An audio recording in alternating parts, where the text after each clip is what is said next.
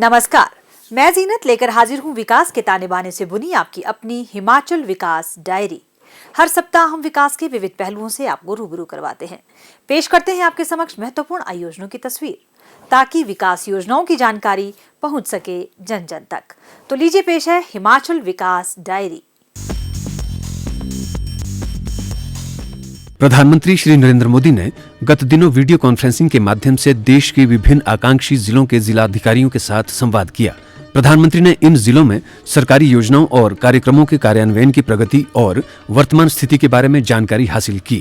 उन्होंने अधिकारियों के साथ बातचीत की और उन्हें सभी हितधारकों के साथ मिलकर जिलों में विभिन्न विभागों द्वारा मिशन मोड में योजनाओं को पूरा करने के लिए प्रेरित किया।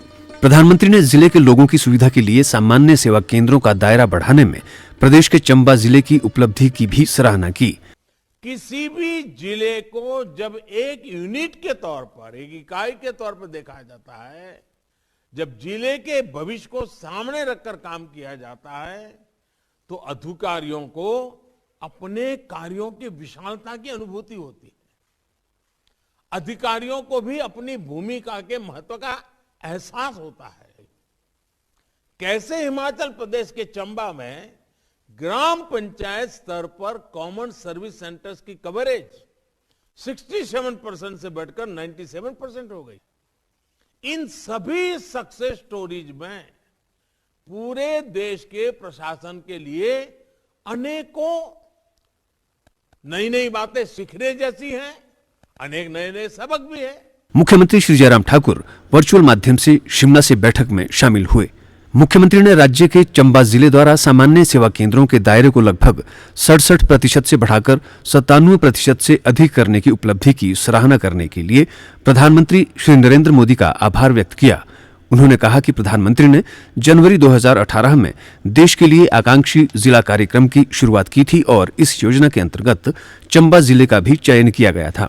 उन्होंने कहा कि आकांक्षी जिला कार्यक्रम का उद्देश्य अनिवार्य रूप से सतत विकास लक्ष्यों को स्थानीय स्तर पर हासिल करना है, जिससे राष्ट्र की प्रगति हो सके। श्री जयराम ठाकुर ने कहा कि इस कार्यक्रम के कार्यान्वित होने के उपरांत चंबा जिले ने विभिन्न क्षेत्रों में बेहतर प्रदर्शन किया है।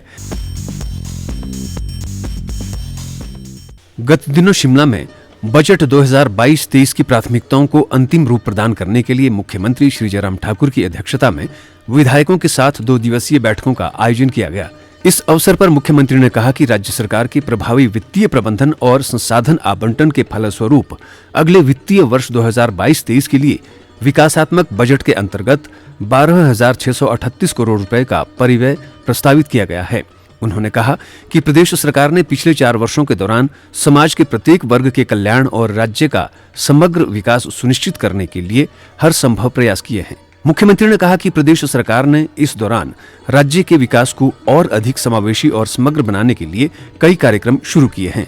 मुख्यमंत्री ने कहा, मुझे आपको सूचित करते हुए प्रसन्नता हो रही है कि हमारी सरकार के कुशल वित्तीय प्रबंधन तथा संसाधन आवंटन में दक्षता के फलस्वरूप आगामी वित्तीय वर्ष 2022-23 के लिए विकासात्मक बजट के अंतर्गत 12,638 करोड़ रुपए के परिव्यय प्रस्तावित किए गए। मेरा सभी विभागों से अनुरोध है कि माननीय विधायकों की प्राथमिकता की योजनाओं को सर्वप्रथम केंद्रीय बजट में घोषित योजनाओं के माध्यम से स्वीकृत करवाने का प्रयास करें तथा केंद्रीय बजट में घोषित योजनाओं का अधिकतम लाभ प्राप्त करना सुनिश्चित किया जाए। आगामी वर्ष का बजट सत्र शीघ्र प्रारंभ होने की दृष्टिगत मेरा माननीय विधायकों से अनुरोध है कि यदि आप अपनी विकास योजनाओं की सूचना को बैठक में उपलब्ध न करवा सके तो शीघ्र योजना विभाग को भिजवा दें, ताकि आपकी योजनाओं को अगले वर्ष के बजट में शामिल किया जा सके।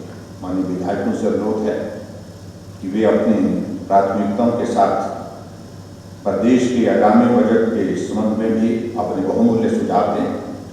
मुझे आशा है कि इन बैठकों में प्राप्त महत्वपूर्ण सुझाव प्रदेश के समग्र विकास के लिए सहायक सिद्ध होंगे।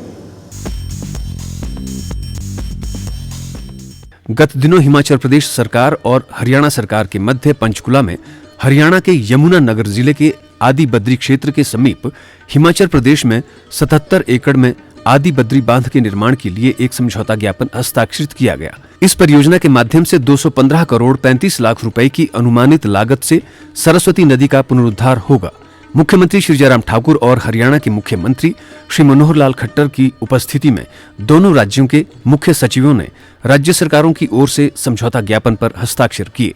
इस ऐतिहासिक अवसर पर संबोधित करते हुए मुख्यमंत्री श्री जयराम ठाकुर ने कहा कि इस समझौता ज्ञापन से प्रधानमंत्री श्री नरेंद्र मोदी का सपना पूरा होगा। श्री जयराम ठाकुर ने कहा कि ये परियोजना हिमाचल प्रदेश के लिए अत्यंत लाभदायक सिद्ध होगी, क्योंकि इससे हिमाचल प्रदेश की 3.92 हेक्टेयर मीटर प्रतिवर्ष पेयजल की आवश्यकता की पूर्ति होगी और प्रभावित बस्तियों के लिए सिंचाई के पानी की उपलब्धता के लिए 57.96 हेक्टेयर मीटर पानी निर्धारित किया जाएगा। उन्होंने कहा, आदि बद्री बांध परियोजना से सरस्वती नदी फिर भौतिक स्वरूप में आकर हमारा कल्याण कर पाएगी। वहीं बांध का निर्माण शुरू होने से रोजगार के अवसर सृजित होंगे तथा पीने व सिंचाई के लिए भी प्रचुर मात्रा में पानी उपलब्ध होगा। हिमाचल और हरियाणा अपने यहाँ सरस्वती हेरिटेज पर्यटन प्रोजेक्ट विकसित कर सकेंगे। इससे पर्यटन में भी बढ़ोतरी होगी और जिससे क्षेत्र भी विकसित होगा और स्थानीय लोगों की आर्थिकी भी मजबूत होगी। हरियाणा के मुख्यमंत्री श्री मनोहर लाल खट्टर ने कहा कि गंगा और यमुना के साथ सरस्वती देश की सबसे पवित्र नदी है।